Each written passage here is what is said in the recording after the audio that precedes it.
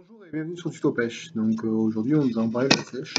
Donc la sèche elle n'a pas naturel, donc on va utiliser la sardine. Je vous montre le montage. Alors déjà pour la canne, il faut essayer d'avoir la canne la plus légère possible. Donc on est capable de faire plusieurs heures. Une canne pas très grande hein, pour pouvoir lancer tranquillement, sans être gêné, hein. Pas besoin d'avoir une canne de 3 mètres. C'est complètement inutile là, pour cette pêche là, parce que des fois elles sont carrément à nos pieds, donc il faut essayer d'utiliser la canne facilement. Si vous avez une canne de 3 mètres, c'est très difficile.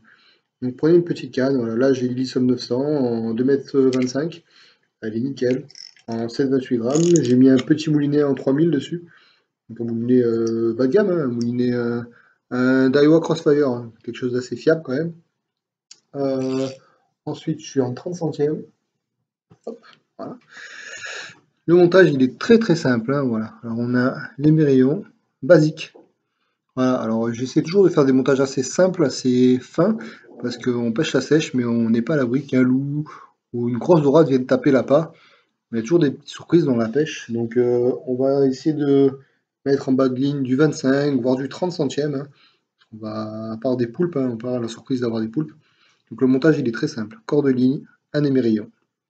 Ensuite, on a 1 mètre, 1,20 m de bas de ligne, on met un trident de 8 noir. Le montage, il est très simple, toujours pareil, hein. Moi je reste toujours sur les mêmes montages, sur les mêmes nœuds. Donc on ferme, on fait une boucle avec l'extrémité et on passe 5 fois dedans. 2, 3, 5, on mouille, on serre.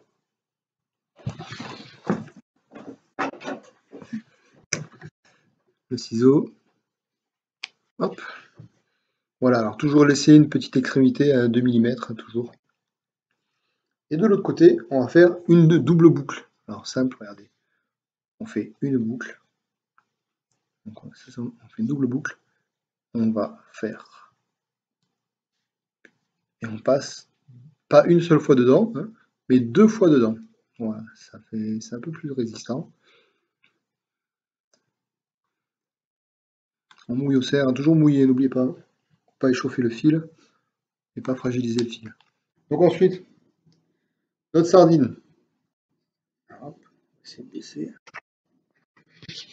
Notre sardine, je vais vous montrer. On a besoin d'aiguilles à locher. Bon, qu'importe la marque, hein. Je crois qu'Aperla en a fait des nouveaux avec des bandes lumineuses dedans. Ça fait un petit plus.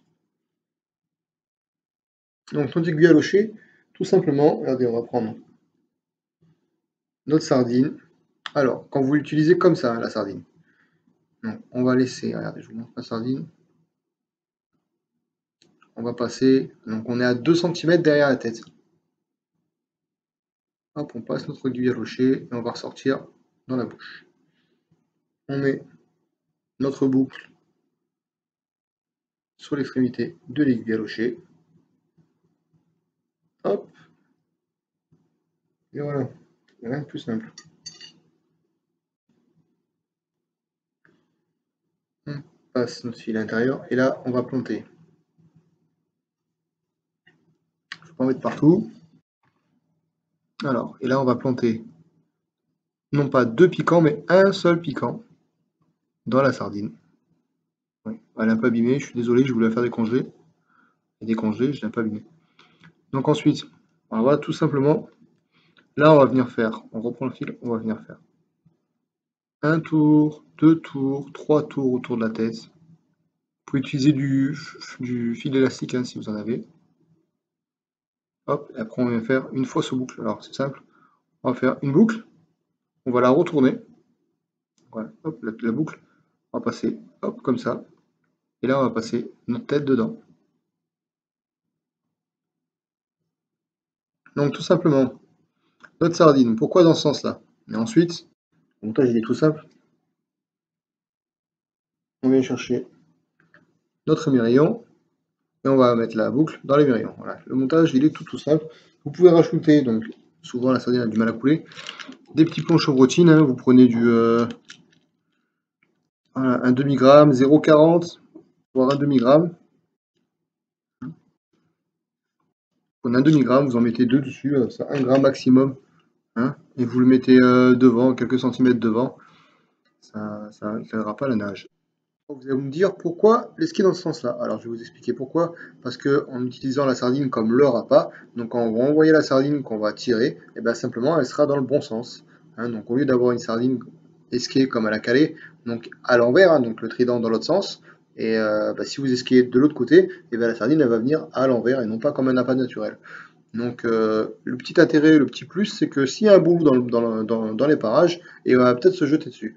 Donc, ou n'importe quoi, hein. On peut faire, ça m'est déjà arrivé de faire des petites céréales, des petits limons qui viennent attaquer ce tapas, du sard, de la dorade.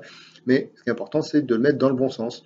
Donc on va lancer et amener tout doucement la sardine dans ce sens-là. Bon, elle va se coucher, elle va pas être super, elle va pas se mettre à nager, hein, mais elle va être dans le bon sens de nage. Et vous verrez la sèche, elle va venir quand elle va voir la sardine, hop, elle va venir et elle va se jeter dessus et dans le bon sens. Donc elle va venir juste derrière la tête et souvent, si c'est une belle sèche, eh ben, elle va recouvrir tout simplement les tridents. Si elle est devant, vous inquiétez pas, quand vous allez ferrer, vous allez la piquer avec les deux tridents. Donc vous avez bien les deux tridents qui sortent, hein, voilà, on le voit de face.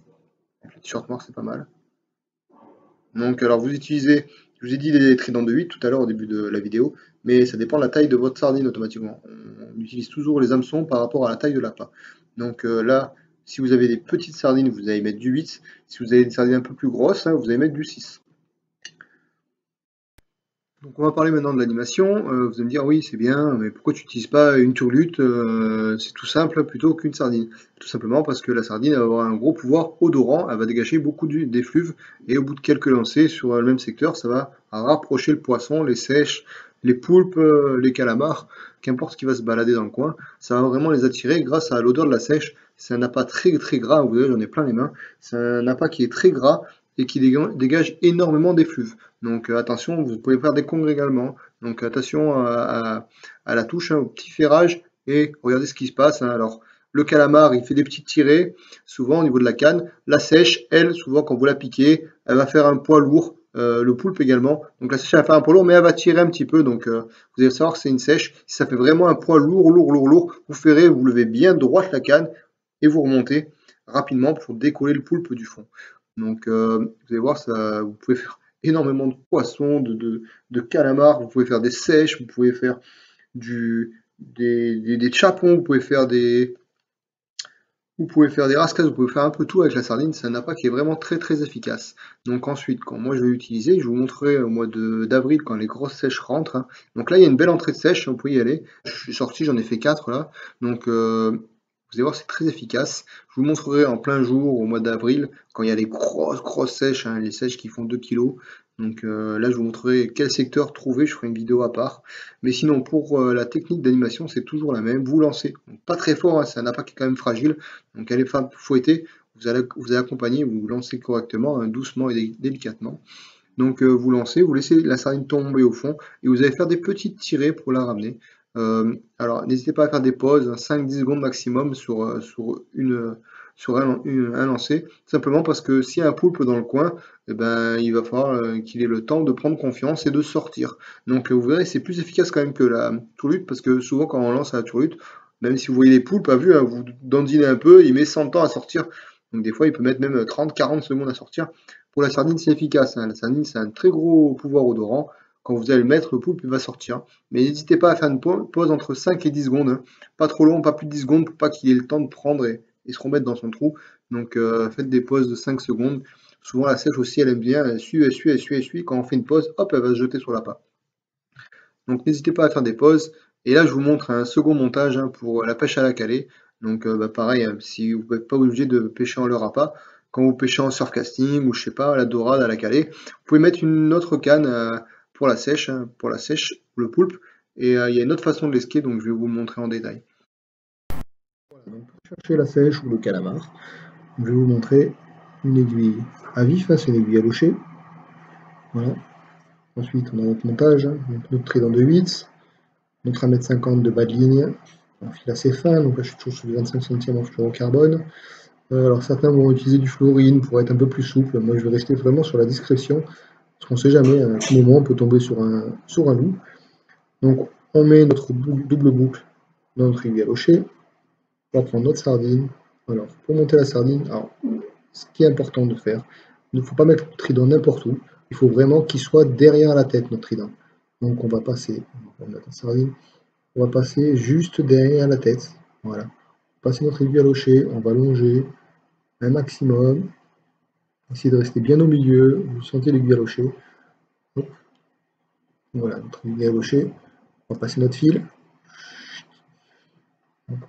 On enlève l'aiguille à locher. On passe sous le fil.